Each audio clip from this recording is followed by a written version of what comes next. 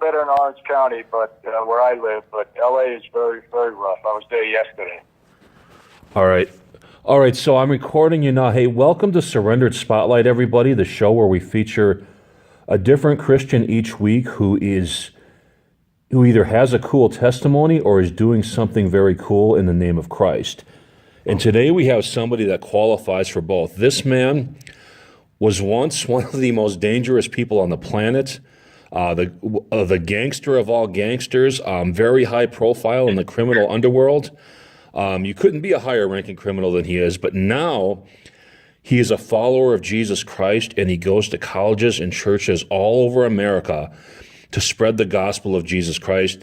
Ladies and gentlemen, former Italian mob boss Michael Franzese. How are you doing today, Michael? Very good, Josh. How are you?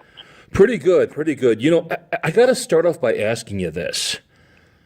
Why are the Italian mob guys so feared? Because, you know, I mean, there's other mobs out there, like there's like the Jewish mob and there's like Polish mobs and Irish mobs and stuff. And they're all feared and respected by like street level criminals, right? But every once in a while, like let's say an Irish mob pushes a street gang too far or something, every once in a while a street gang might consider standing up to an Irish mob or a Russian mob. But nobody even thinks about standing up to the Italians. So, I mean, in your opinion, why is it that you guys, the Italian mobsters, are just so feared beyond even what, you know, Irish and Russian mobsters can be feared? Well, you know, I think the answer to that, Josh, is it's more respect than fear. Because I always tell people, you know, La Cosa Nostra, which is the mafia in this country, has survived and prospered for well over 100 years here in America, and under some very difficult conditions. And the reason for that is because we had a real structure, and we infiltrated every fabric of society, from the White House right down to the man on the street. So our contacts and connections were superior than, you know, other criminal groups that really are built around the drug business. Most of these other groups, you take the drugs away and they really collapse. But that's not the case in La Cosa Nostra. And they know that, you know, if you came at us, you know, you're going to get an army back at you. And, you know, I think that's it. But I think it was more of a respect, because a lot of these groups wanted to work with us. Yeah. And, you know, they wouldn't infringe upon our territory, upon things that we had done at that time. So I think the respect came first. And then obviously, you know, if anybody were to try and disrespect us in any way, well, they pay a price. Yeah, and those prices are pretty well documented. Hey, I'm from Milwaukee, so I have to ask, did you ever have any dealings with, or did you ever run into any of the Balistreri boys, or? You know, obviously I knew who they were, and I met one in the visiting room in prison, actually, when I was visiting my dad. But other than that, no, I didn't have any contact. I didn't really do much in Milwaukee at all. Yeah, I mean, I know you were out in Chicago for a while, you know, with the Norby Walters thing, so I was just wondering if you ran into them during that time frame or whatever. Well, you know, the coincidental thing on that is that I'm going to be in Wisconsin the end of this month, and one of the people I'm going to be meeting is a Balistreri. He's a relative of the more infamous one, I would say. So I'm going to be saying hello to him. As far as I know, he's straight. He's not involved in that in any way, but I'll be saying hello to him. Really? Is this for a speaking engagement or something, or? Yeah, I have several speaking engagements in Wisconsin area at the end of the month. I think 3 days worth of them. Okay, so my listeners back in Wisconsin, you hear that Michael Franzese will be coming to a town near you. Do you mind giving the dates and places real quick? Let me look it up on my calendar. And I know they're community events, so they're open to everybody. They're actually sponsored by the Catholic Church and by another fundraising organization. I'm sorry, I don't have the information in front of you, Josh. Maybe I can give it to you, and you can make it known at another time. Yeah, I'll definitely do that. I'll include like the dates with the blog post and all that. Great. Yeah. Okay. So, but that's real. I'm sure one of them is going to be Milwaukee. It has to be. You know what I mean? Yeah, it is Milwaukee, and it's I know it's the 28th, 29th, and 30th of this month. Before we get into your childhood, I got one more sort of just direct mob question. A couple of years ago, a guy named Giovanni Gambino, I don't know if you know him, he went on Fox News and he said that he feels like the mob could help the government find terrorists with their connections and all that sort of stuff. And I got to thinking about it, and I thought, well, he's probably right. So then I got to thinking about like 9/11 and like the World Trade Towers, because like I started wondering if there were any made men in the trade towers on that day, because most mobsters do have like corporate jobs and stuff. And so do you know if there were any made men in the trade towers on 9/11? And if so, did the mob launch their own investigation to try to hunt down terrorists? Do you know anything about, I mean, you were out of the life by then, but did you hear anything? Yeah, I don't believe there were. And early on, I have a kind of a relationship with the trade centers that I was working on it when I was a kid. I was a laborer with the union. I was working on the trade center when it was being built. So it was kind of stunning for me and shocking when I saw it come down. Aside from that, I had, business in the trade center with a company called Japan Lines. They had their offices there. So I visited it many times, but I don't know of any other of my former associates that might have been there during that time, during 9/11. So if they were, I don't know about it. All right, cool. Well, your book, Blood Covenants, is probably the best Christian book that I've personally ever read, and I mean that. Very powerful, very moving. I want to get right into chapter 1, because you start off talking about your dad. Your dad is a legendary mob boss and everything, Sonny Franzese. Now 102 years old, just got out of prison like a year ago, right? That's correct, yes. Yes, and you've rebuilt your relationship with him and all that. But you told a story in chapter 1 that just kind of fascinates me, and you basically talk about how your dad helped launch Frank Sinatra Jr.'s career. Apparently Sinatra Jr.'s career was sort of struggling when he was first starting out, and so your dad arranged to have a bunch of mob and mob associates come to one of his concerts and basically just cheer the heck out of him after every song he did, and it attracted media attention, and it sort of helped launch his career. And I just thought, my God, Sonny must have been one powerful dude that he can just make a bunch of people come to a concert and cheer for somebody that they might not have normally even been into. It just kind of, that stuck with me. What happened, there was a nightclub on Long Island, actually. It was called the San Suzanne. My dad had an interest in the club, and Frank Sinatra Jr. was playing there, and he wasn't drawing any crowds, so Senior called up and asked if my father can help build the place, and obviously that was our town, so he didn't have too much trouble filling it up for 3 days, and the media, gave it a lot of attention. I think in a way it helped launch Frank Jr.'s career. So it was a good thing, but we did favors like that. Frank Senior was a good guy, and he would do us favors when we asked him to. So we return it. Yeah, and you were like a little kid at this time, right? Like you weren't. Yeah, I was younger. Well, no, I wasn't a little kid. It was in the '60s, so I was in my teens. I remember when it happened, but the good old bad days, I call them. Yeah, well, hey, walk the Iowa State students through your childhood a little bit, man. How did you grow up? I mean, I know the answer to this question, but they don't, and it's very sort of intriguing stuff. Well, obviously, I grew up a lot differently than most people, because my dad was, a pretty notorious figure, and he was very, very high profile. We had a lot of immediate attention on us, and my dad was under investigation from several different agencies. So, growing up, I didn't like law enforcement at all. I actually hated them. I hated the government, because my dad was, he was a hero. He was an idol to me, a great father.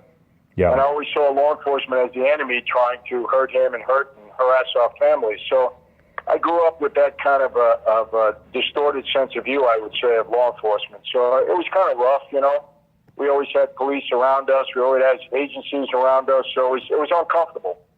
I got into many scuffles with them as a kid. So it was that kind of an atmosphere that I grew up in. My dad was always getting arrested. He was, he was in jail, out of jail, on trial. So it's kind of a rough childhood in many ways. Well, you tell the story in your book and on several of your YouTube videos about the day you were playing baseball with some other kids, and one of them overthrew a baseball, so you went to go and chase the baseball down, and a cop who was sitting in his car, like watching your dad from a distance, sort of got out of his car and stopped the baseball, and you ran up to the cop because you wanted your ball back, and the cop opened up his suit jacket and showed you a gun and said, "This gun is for your dad. I'm going to kill your dad one day," or something. And that moment, obviously that moment stuck with you because you told that story 100 times, and it would have stuck with me too. Do you think that if that moment had never happened, you would have never joined the mob? Do you think that that was just like something that planted the seed early to where you just hate the police so much it just kind of pushed you towards the mob in a sort of indirect way, like when you got older? Nah, it was really, the catalyst, I would say, was really when my dad got arrested, indicted, and then convicted of a major conspiracy. He was supposed to have masterminded a nationwide string of bank robberies and sentenced to 50 years in prison. So when that happened, I thought I had to help him out, and I got very close with Joe Colombo, and a lot of guys started to influence me. I lost interest in school and said, I got to help my father out. He's going to die in prison. So it was really his arrest and his conviction and that huge sentence that he got that prompted me to want to help him out. And then my father said, if you're going to be on the street, then, I want you to join my life. And he proposed me for membership. So that's how it happened. Okay, so you got into the mob in 1975, right? That's when you became a made man. Yes. What were your first couple of years like? I don't think anybody's asked you that. I mean, what were the first couple of years in the mob like? Were you still kind of on a kind of probationary period, or were you pretty much just let loose at that point to do what you want? Well, when you first get proposed and you become a recruit, yeah, you got to prove yourself worthy. So, for about a year and a half, almost 2 years, I had to do whatever I was told to do to prove myself worthy of becoming a member. Yeah. So, you're always on call, and you got to do what you're told to do. And you got to earn it. Just because I was my father's son, that alone doesn't qualify you. That'll get you proposed, but it doesn't qualify you. You got to prove yourself. Yeah, but I mean, once you get made, like, does all that sort of proving yourself stuff go away and you're allowed to just do what you want, or are you still sort of under their eye for the first couple of years of being made, so to speak? Well, it's not that you're under their eye, but, you have to respect authority. I mean, you come into that life as a soldier. You're assigned a captain, and, you have the boss, the underboss, so you still got to, obey the rules and play by the rules of the life, no matter what. So it's not that they're watching you any more than they're watching anybody else, because you've already proved yourself at that point. Now you find your way. You're going to be an earner. What kind of a mob guy are you going to be? So, look, everybody's always watching everybody in that life. It's not that anyone in particular has more of an eye on them. So, it's just finding your way once you get in and seeing what kind of status you're going to have in that life. Yeah. Well, so you get in and you're doing different things. You're doing loan sharking. You're doing all kinds of criminal activity, but then you come across the thing that's going to really make you an incredibly rich man, and that's your gas scams. Why don't you tell us about that? I mean, I already know about it, but the Iowa State students, they got to hear this because you were making like $8 million a week, right? Yeah, in the late 70s, along with an associate of mine, I devised a scheme, I would say, to defraud the government out of tax on every gallon of gasoline. And it was very intricate. It was a pretty sophisticated scheme that we had. And basically, at the time, I ran that operation for about 8 years, and I drew the Russian mobsters out of Brighton Beach, Brooklyn, were all my partners. And between us, we had about 350 gas stations that we either owned or leased or operated. And we had 18 companies that were licensed to collect the tax on every gallon of gasoline. They were wholesale companies. So at the height of my operation, we were selling 500 million gallons of gas a month, and we were taking down 30 to 40 cents a gallon. So if you do the math, it was a very significant amount of money. Yes. And, basically the government couldn't catch up with us. They didn't understand how we were doing it. And I ran it for that length of time until my partner became an informant. He got in trouble on another case, unrelated. He became an informant, and that kind of put the deal to bed. But made a lot of money and rose in the ranks as a result. You know, I took care of the family, and in that life, money is power, not like anything, you know, not unlike the real world, and it helped me out quite a bit. So, what started you down the path towards change? You know, I know that you moved out to Florida because the eyes of the law were starting to watch in New York. All the police agencies were starting to catch on to you, and you kind of wanted to relocate. But what was the catalyst that really started you down the path towards, hey, maybe thinking twice about wanting this mob life and thinking about, you know, leaving it and walking away for a better life? What was the catalyst for that? Well, I didn't actually move to Florida. I just bought a house down there. I had a house in Florida and a house in California, but New York was still my base. But I was filming a movie in South Florida. I had gotten into the film business, and I was making a lot of these horror movies, exploitation films, which were popular in the 80s. And then I made a kind of a dance movie. Smokey Robinson brought me a script, and I made this movie. We filmed it in Florida. And I met a young Christian woman there. She was a dancer in the film. And I fell in love with her. She's now my wife for 35 years. And she was really the catalyst that got me to, you know, to think that I needed to make some changes, because a couple of things were going on. You know, the government had unleashed a bevy of weapons against the mob in the Racketeering Act, the Bail Reform Act, the Sentencing Reform Act. So I saw a lot of guys going away for a long time, and then I became the subject of several indictments. Fortunately, I beat a lot of them. I was acquitted in many trials. But I realized the life was in trouble, and this girl kind of motivated me to move away. I wasn't thinking at that time of the faith issue. You know, it was just a question of me survival and trying to get away from that life. But eventually, you know, she kept talking to me, her and her mom, about the Lord, and eventually it took hold, and that's the way I went.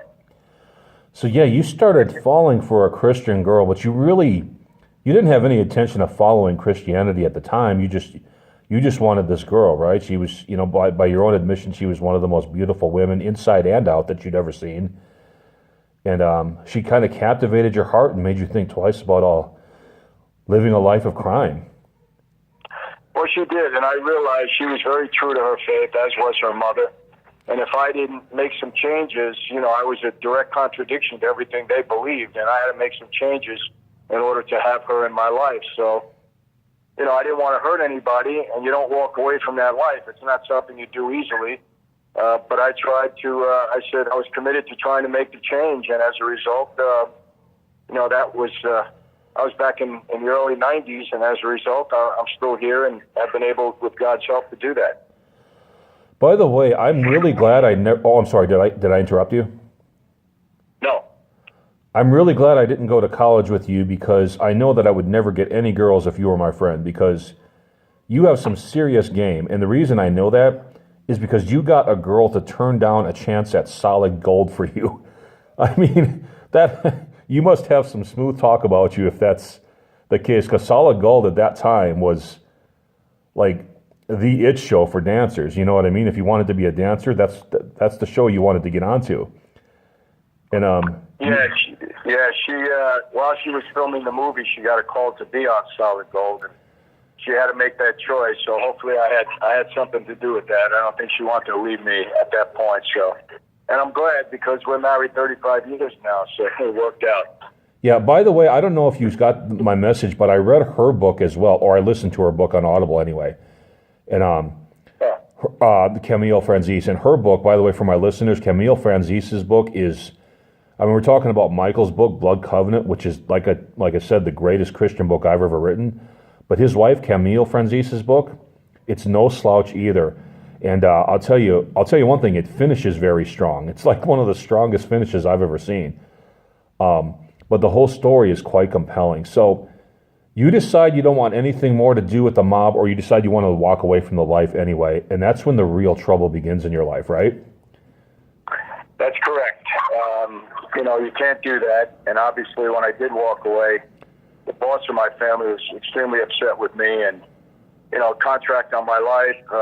My father, I believe, went along with it at the time, and the feds were all over me. They tried to get me to cooperate, wanted to put me in the witness protection program because they knew my life was in danger, and they figured they had me at some weak moment there that I would go along with them. But I didn't want to do that. I wasn't looking to hurt anybody. I just wanted out of the life. So, I had a rough stretch of several years as a result. But obviously, the end result was it all worked out, and all these years later, I'm here, and I've been extremely blessed. Yeah, and when did you actually find the Lord? And again, I know the answer to this, but the students don't. So, when did you actually decide, hey, I'm really going to follow Christ? It's not just about this woman anymore. It's not just about Camille. It's about, me and God and serving the Lord. Well, it happened when I was, I did 8 years in prison because as a result of my trying to walk away, I took a plea to a racketeering case that really was the underlying act was this gas tax fraud. So I got a $15 million restitution and a 10-year prison sentence. And for the last 3 years almost, I was in the hole. I was in a 6x8 cell 24/7. And it was during that time that I accepted Christ. I started to really get into my Bible. And I made a commitment during that time. So it really took hold for me while in prison. Yeah, and what the listeners don't know this because you didn't actually state this yet, but for my listeners, Michael decided, his love for this woman, Camille, was so strong, he decided to take a plea and do 5 to 10 years in prison. It's part of his plan to get away from the life so that he could just live with his wife and live, his happy, and marry this woman and live his life with this woman. But in the process of it, he found God. So you spent 3 years in the hole, which is a lot more than most people could even take mentally. But you had God with you, and when you got out, you were a different man. Did anybody, when you got out and you were a man of God this time, because you had gotten out once before, right? You did like 5 years, and they let you out for a little while, but some sort of parole violation brought you back into jail, right? That's correct, yes. Yes. But the second time you got out, it was for good, and this time you were a man of God. Did anybody notice the change in you this time around? Like, did your wife or did your mother-in-law or anybody notice, hey, Mike is for real this time? I really think he's going to follow Christ. Yeah, I think a lot of people did. It was my wife certainly did, my mother-in-law, family.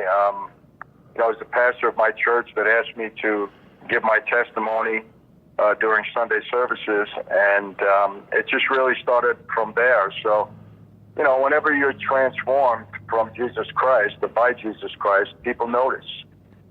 Transformation through Christ is something that is eye-catching, especially when it's such a dramatic change as mine was. Because I was a street guy, I was a mob guy, and that's who I was inside and out. And then the Lord transformed that, and the change becomes pretty obvious if you're for real. Yeah. Yeah. Well, and I mean, but when you first became a Christian, you had no plans to be a speaker or be public about it or anything, right? The speaker thing just kind of happened. Oh yeah, no, it was the furthest thing from my mind. I had no thoughts about it, no plans for it.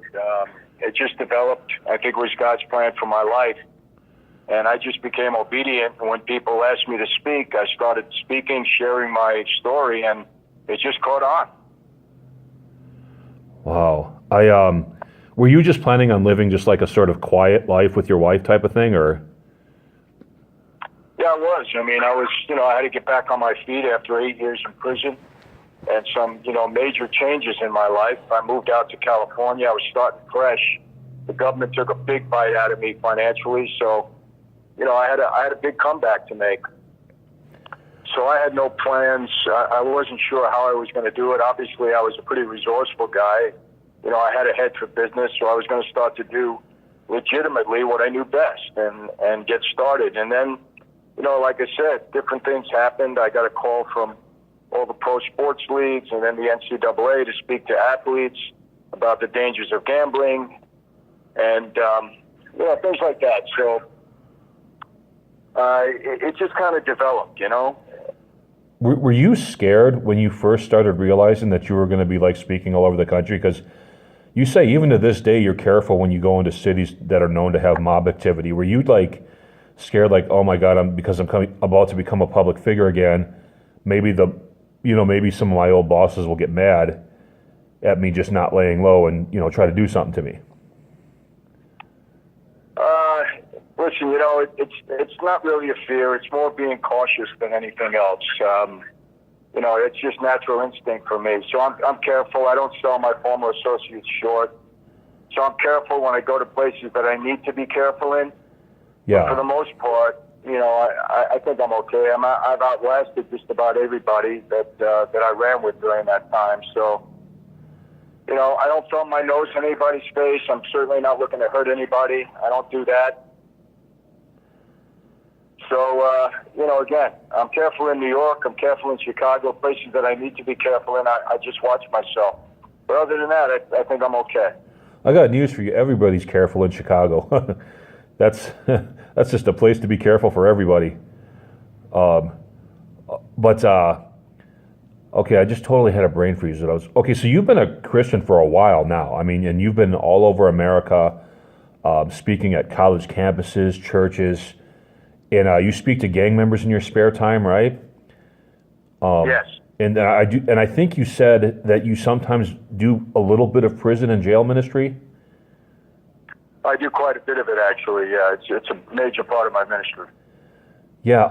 Can you tell me some of the proudest moments you've had from your Christian life, this Christian life you've been living the last 20 years? Because everybody always talks about like your mob life and how you got out of it and what you did, but I don't hear too many people asking you any in-depth stories about your Christian life, and so I'm kind of interested in that. Like, for example, is there a particular story of somebody you helped out and it, like maybe a former drug addict or something, and they got better and you're just really proud of it or something like that? You know what I mean? What are some of your more prouder moments since you've been a Christian that have happened, like out there on the circuit? Oh gosh, there's been so many great times. I mean, it's really hard to say. I mean, I've been sharing my testimony now for, since 1996, so it's 22 years, and I've had so many blessed times. I've gotten, I don't want to say awards, but just, I've been honored in different places for the work that I do. So it's just too hard. There's just too many, great times. I've had great pastors, great congregants, great ministries. I mean, I've done, so much in various prisons throughout the world now, not only in this country. So it's really hard to say. It's just been extremely blessed, Josh. And I'm very thankful for the opportunities that I've been given. Yeah. Do you have a home church that you attend? You don't need to say which one it is, but I'm just asking. No, yeah, I do. I attend Eastside Christian Church. It's in Anaheim Hills, California. Gene Apple is the pastor. I've been knowing Gene for since 2006. He was the pastor at Willow Creek Church in Chicago, and he brought me there way back when, and we became good friends since then. So he's a great pastor. It's a great church. My whole family goes there. We're just great. Well, how often are you even home to attend church? That's the real question, because you're always like in New York or Nebraska or something. Yeah, rarely am I home on weekends, but that's mostly when I'm active. But this month I'm active the entire month, so it's just weekdays, weekends. But whenever I do get there, I get there. So this weekend I'll be in Austin, Texas. Next weekend I don't know where I am, but I'm somewhere else. It's just how it goes. It's what I do. But I need to be nourished too. So it's great when I have an opportunity to go to church, hear a great message, get into the worship. Just speak to people in fellowship. It's a great. It's great for all of us to do that. So I look forward to those times. Who do you enjoy speaking to the most when you're speaking? I mean, as opposed to because you speak to everything from gang members to college students to just like average middle-aged couples to whoever. Like, what's your favorite kind of like audience? What audience do you think you connect with the most? Well, I think I connect with everybody. That's why I've done, so many different type of events, both secular and Christian. You know, I do a lot of corporate events. I do a lot of athletic events. I speak to all the major league teams. I speak to all the, NCAA brings me in to speak to university students all over the country. I've done that all over the world, actually. And of course, I have a prison ministry, and I speak to youth all the time. And I do a lot with men. You know, I have a lot of men's events that I attend, and obviously I get down with the men pretty well. So, I mean, it's hard to say, whenever you see you're having an impact on a group of people, it's great. I mean, I love when the young people attach to me because, you want to get through to these young people. It's not easy. And when you're getting their attention, you feel good about it because, they're just starting their lives, and we got to make sure we get them on the right track. So, but again, it's just everybody, Josh. It's a blessing to be able to have an impact on people's lives in a positive way. Yeah, and I actually kind of know what you mean because, you remember I told you a little of my story, right? Yes. So yeah, I was an alcoholic drunk in the streets, and I used to panhandle, with cardboard signs that say "homeless, please help" and all that. But God got a hold of me, got me sober, and I went from drinking a case of beer a night to not even being tempted to drink. I mean, you could throw a beer party at your house, and I could be there, and I wouldn't be tempted to drink one bit. And I got myself into college here at Iowa State University a few years ago. I was going to get in sooner, but when I got my high school diploma, I got into a bad car crash like a month after that. So I was hurt for a while, so I had to postpone college for like a year and a half. But I'm there now, and so God has looked out for me, and a lot of people have come to me. And I'm nowhere near as influential as you, and I'm nowhere near even as good of a Christian as you, but a lot of people have come to me and just told me, like, how I inspire them or whatever. I mean, like people in the Bible study groups I go to on Iowa State University or whatever. And it is a great feeling, you know what I'm saying? It is a great feeling to know that, like, your story is, like, helping other people. And it's just really good. I don't know how else to explain it, but I can identify with what you're saying for that reason, because on a smaller scale, I kind of get the same thing. People kind of tell me the same things. You know what I mean? Yeah, I get it. And what kind of feeling it is. And, look, everything is relative in life. It's not one better Christian than another. If you accept Christ, you're a good Christian, and that's all it takes. So, we all have a different purpose and a plan. I always tell people, my purpose is to have be an encouragement to people and bring them to the Lord. And another Christian's purpose might be to bring one person to the Lord, maybe standing on a line in a movie theater or something like that. But if that's your purpose and you fulfill it, well, we're on equal ground. That's just what it is. So, and for those who have been blessed as much as I am, well, we have a bigger responsibility, I think. So, but it's all relative. We just do what God asks us to do, and we try to do it as best we can. Michael, there's a lot of. I'm going to make sure that this interview gets listened to by as many Christian students at Iowa State as I possibly can. You know what I mean? And so, my big question for you, I guess this would be like sort of my final question. There's a lot of college students right now. They haven't been through anywhere near what you've been through, right? But to them, it's a big deal, right? There's a lot of Christian college students here that, they're struggling mentally, right? They're trying to maintain their walk with God while dealing not only with the stresses of just constant homework and studying and all that, but also the temptations that come with college life, as far as the drug culture and the sex culture, where everybody's cheating with everybody else's boyfriend and all that sort of stuff, and or girlfriend. And so in the midst of all this, they're trying to walk with the Lord. They're trying to reach their goals. They're trying to reach their goals while maintaining their Christian morals. But not only do they have the stresses of college life or study life, but they've got, any drug they want is available to them. They probably get approached 5 times a day to buy some weed or whatever. You know what I mean? And of course, there's the sexual availability too that goes in college campuses.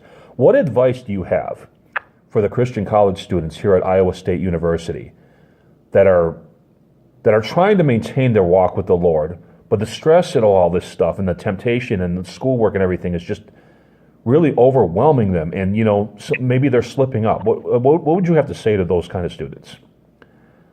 Well, listen, I have 7 kids, so I've got a lot of experience with kids in college. 5 of them went to college, 2 of them did not. But listen, you got to be your own person.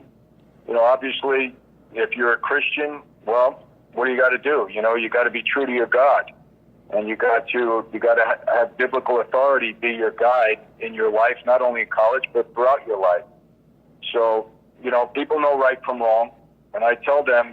What I tell a lot of these young people is that, life is tough enough when everything is good. I mean, you don't know. We get hit with things, whether it be sickness, job-related, something in school, friends, family. We live in a fallen world, so life is tough enough when everything is good, and you got to deal with just everyday stuff that comes up. When you make bad choices and you suffer those consequences, you put a lot of baggage on your shoulders that you have to carry around. And sometimes, I've met a lot of guys and a lot of ladies that, have done that. And, they're 30, 40, 50 years old, and they look back in their life and they say, hey, where'd my life go? Look what I did. I wasted all this time. I made all of these mistakes. I suffered all these consequences. You got to do the right thing in life. You got to stay on the right path.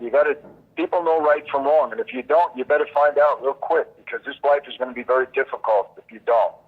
So that's what I tell our young people, and look, transformation through Jesus Christ is pretty permanent. If you accept Jesus and you get into a relationship with him and you try to emulate him or follow his teachings, well, for the most part, you're going to stay on the right path, because transformation through Christ is pretty permanent. It gives you like a Jesus conscience, so that if you're straying from the path, at least you are. And, you have accountability there. You pull yourself back. I also tell them you have to hang out with the right people. We are who we hang out with in this world. You hang out with the wrong crowd, well, you're going to be influenced. You're going to be known as the wrong type of person. You hang out with the right crowd that really cares about you and cares about themselves to do the right thing, well, then you're going to end up in better shape. I mean, it's just inevitable. So, that's all I could say. I give that message to young people all the time. That's very powerful. And you know what I like about what you just said is that, like, it's not sugarcoaty at all. You straight talk this in a way that a lot of sort of Christian celebrities wouldn't. So yeah, I really respect what you just said just now. Because I mean, I don't know. I mean, don't get me wrong. I'm not dissing other Christian celebrities, but the other people might have danced around what you just said as to where you just gave it to us straight. So that's very, very cool. Well, hey, Mike, it's been real. I'm so thankful for this that this has been like the highlight of my college life. This is the this might turn out to be the highlight of my life in general. You know what I mean? I really appreciate this. I just didn't think a college student like me could ever interview somebody on your level, but you just happened to see my request and you just decided to say yes to it for whatever reason, and I'm very appreciative of it. Now, I know to tell the listeners about michaelfranzese.com, where you can find out just about everything you would want to know about you, but are there some other sites that I'm not that I should be sort of plugging for you here? And we talked about Blood Covenant, and for everybody listening to this, I can't stress it enough. Get Blood Covenant, the most powerful Christian book you will ever read. But besides that, and besides michaelfranzese.com, is there other sites that you want the listeners to know about? Well, my other book, I wrote a business book. It's called I'll Make You an Offer You Can't Refuse. And it's been very successful. It's been translated in, I think, 9 or 10 different languages throughout the world. And it's been a very successful book. It's a little bit different. It tells people how to do business the right way. The Proverbs way, the Solomon way versus the Machiavellian way. And Machiavelli, I think you know who he was. He was a famous Italian statesman.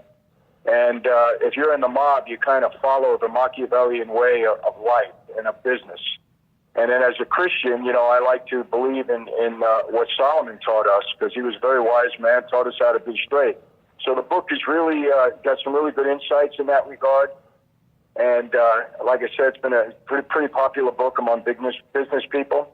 I also wrote a book called God the Father, and that's really my ministry tool. I've given that book to inmates all over the country and to young people that I think need some good direction. It's very hard-hitting. I really put my heart in that book, and it's a book that I give people that might be on the edge or that don't know the Lord and really want to learn. It's a smaller book, but it's very, very hard-hitting for Christ. And, of course, my wife's book, I think she did a tremendous job, and women are always asking me all the time, how did your wife get through this? And she certainly explains it there. So, those are the books, and, I'm on Facebook and Twitter and Instagram, and I communicate with a lot of people, so I enjoy that. I enjoy the fellowship. Really, that's about it. My website, michaelfranzese.com, and, I'm all over YouTube. Anybody wants to see me there, hear anything that I have to say, it's certainly displayed pretty prominently on YouTube. So that's about it. And I really enjoyed the interview, Josh. I appreciate you hanging in there. I know we had a rough time scheduling this, but thanks a lot. Now, I guess I'll see you in Iowa. Yeah. Hey, can I get you to stay on with me for a couple minutes after I'm done recording, just so I can go over a couple things with you?